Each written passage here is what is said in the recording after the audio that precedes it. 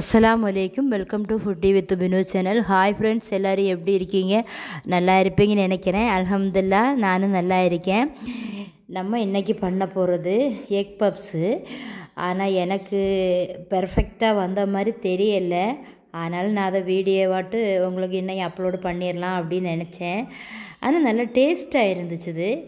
எல்லாமே நமக்கு பெர்ஃபெக்டாக வந்துன்னு இருக்காது, ஏதாவது கொஞ்சம் சொதப்பி தான் வரும் இன்றைக்கி. ஆனால் ரொம்ப டேஸ்டியாக இருந்ததுனால தான் நானும் நினச்சேன், சரி நம்ம பண்ணிடலாம் அப்படின்னு சொல்லிட்டு.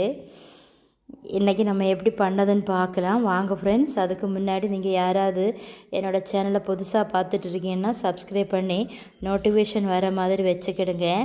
ஒரு பேன் எடுத்துக்கிடுங்க. ஒரு பேனில் இதுக்கெல்லாம் ஆயில் கொஞ்சம் கம்மியாக போதும். பிள்ளைங்க அவ்வளோவா ஆயில் வேண்டாம் சொல்லுவாங்க. அதனால தான் நான் அடிக்கடி இது செய்கிற மாதிரி இருக்கேன். இப்போ 2 டீஸ்பூன் கோகோனட் ஆயில் விட்டுக்கிடுங்க. ஒரு பேனில் ஒரு மீடியமான 2 வெங்காயம், ஒரு 1/4 டீஸ்பூன் சால்ட்டு சேர்த்துக்கிடுங்க.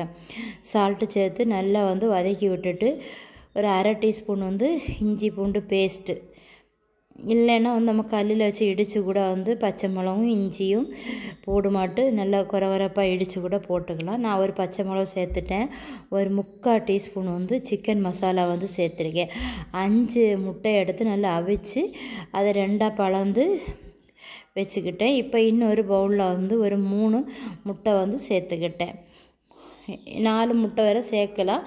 நான் ஒரு 3 முட்டை தான் சேர்த்தேன். அதுக்கு பதிலாக 1/2 கப்பு மில்க் இதில் சேர்த்துக்கிட்டேன்.